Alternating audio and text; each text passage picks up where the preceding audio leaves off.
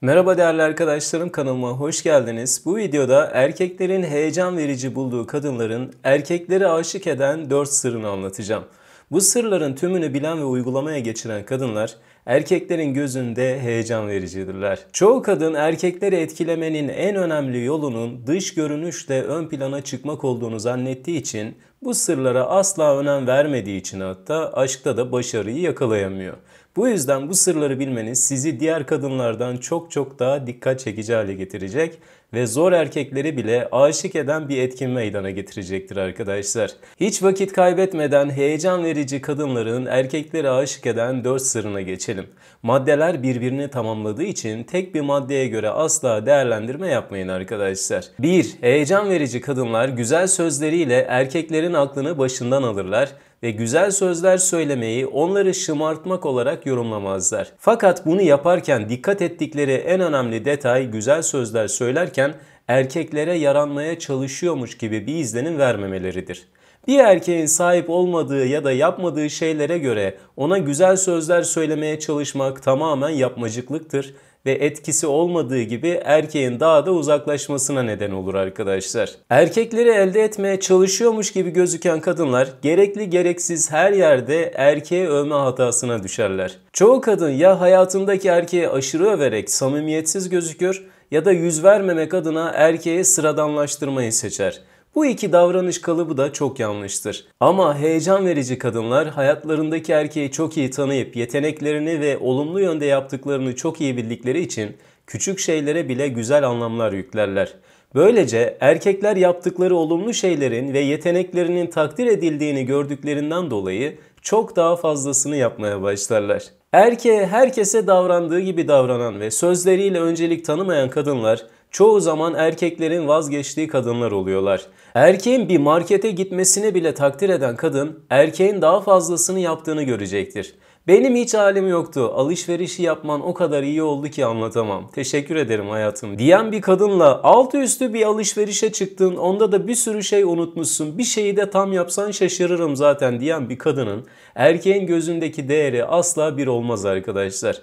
Toplumda çoğu kadın ikinci davranış kalıbının etkili olduğunu savunsa da asla etkili değildir ve boşanmaların geneline baktığımızda bu küçük ayrıntıların aslında ne kadar büyük sorunlara neden olduğunu net bir şekilde görebiliriz. Heyecan verici kadınlar erkeklerin çok kolay bir şekilde etkilendiklerini bildikleri için bu davranış modelini sürekli uygularlar.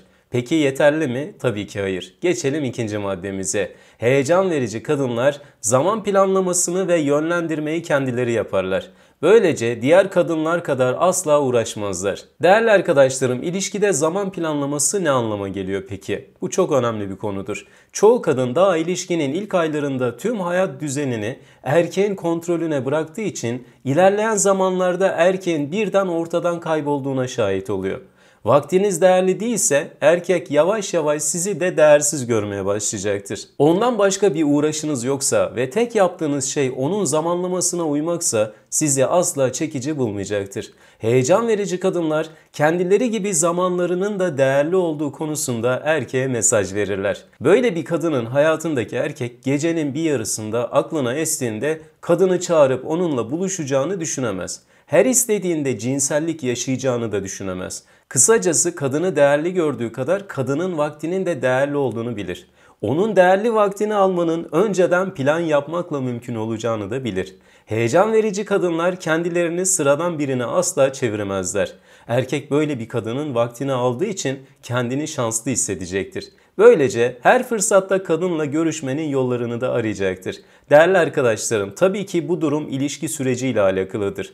Bu davranış her zaman aynı şekilde devam etmeyecektir. Bazen sapma olan durumlar olabilir ama erkeğin kafasındaki düşünce değişmeyecektir. Heyecan verici kadınlar sanki bir listede yazılanı uyguluyor gibi de davranmazlar. Bazen jestler yaparlar ve genel olarak söylediklerimi uyguladıkları için bu jestleri erkekler açısından memnuniyetle karşılanır. Madde başlığında heyecan verici kadınların aynı zamanda çok iyi bir yönlendiren olduklarını söyledim. Yönlendirmek demek her şeyi erkeğe ayrıntılı bir şekilde anlatmak da değildir. Bazen istediğinizi net bir şekilde söylemek ya da birkaç seçenek sunarak bunlardan birini erkeğin tercih etmesini sağlamak da yönlendirmektir. Heyecan verici kadınlar zorlamalarla ya da tamamen kendilerini çekerek erkeğe bir şey yaptırmazlar. Onlar yönlendiriciliklerini kullanırken erkeğe yaptıklarının kendi fikri olduğuna inandırırlar. En basitinden kadın gitmek istediği bir yeri gözüne kestirmişse onun alternatifi olarak daha pahalı birkaç seçenek daha oluşturur ve bu seçeneklerden birini erkeğin seçmesini ister. Genelde erkek de pahalı seçeneklere yönelmeyip kadının istediğini seçecektir. Böyle bir durumda hem kadının hem de erkeğin istediği olmuştur ve yönlendiren de kadındır aslında. Bunun gibi örnekler çoğaltılabilir arkadaşlar. Yönlendirmenin nasıl yapılacağını diğer videolarımda zaten ayrıntılı bir şekilde anlatmıştım. Onları da mutlaka izleyin. Konuyu uzatmamak için diğer önemli maddemize geçmek istiyorum. 3. Heyecan verici kadınlar ilişkiye değer verseler de ilişkinin devam etmesi konusunda endişeye kapılmazlar ve erkekten onay beklemezler. Değerli arkadaşlar, çoğu kadın ilişkinin gidişatından yana korkuya kapıldığı noktada erkekten onay beklemeye başladıklarında ilişkinin bitişini de hızlandırıyor. Fakat heyecan verici kadınlar ilişkiye etkilerinin farkında oldukları için ve sabırsız davranmadıkları için uzaklaşan erkeğin peşinden de gitmezler. Tabii ki kendi hataları varsa bunu mutlaka telafi edeceklerdir. Bahsettiğim şey erkeklerin kendilerini denemek için yaptığı oyunlara karşı korkuya kapılmadan ve erkekten onay beklemeye çalışmadan karşılık vermeleridir. Bu bir res çekmede değildir. Erkeği savaş meydanına çekmenin ne kadar yanlış olduğunu sürekli söylüyorum arkadaşlar. İlişkiler bir savaş ortamı değildir ve erkeklerle savaşarak ilişkide değer sahibi olan bir kadın görmedim arkadaşlar. Heyecan verici kadınlar her konuda erkekten onay beklemedikleri gibi erkeği yok sayma hatasına da asla düşmezler.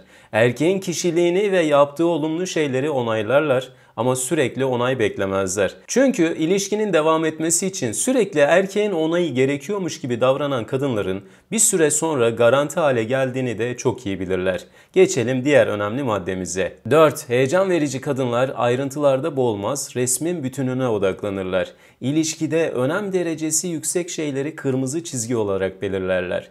Çoğu kadın sadece ilgiyi ilk kriter olarak belirlediği için bunu erkeklerden zorla alma noktasında davranışlara giriyor arkadaşlar.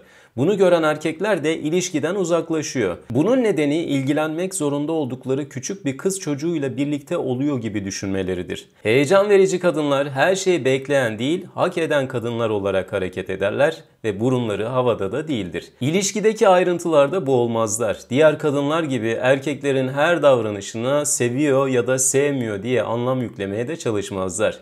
Tavırlarının net olduğu önemli konularda asla taviz vermezler.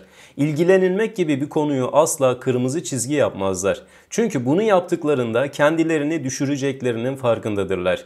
Kötü davranılmayı kabul etmemek, cinsellik konusunda zorlanmamak, aldatmaya asla taviz vermemek gibi konuları kırmızı çizgi olarak belirlerler ve erkek bir şey yapmadan bu konuları gündeme getirmezler.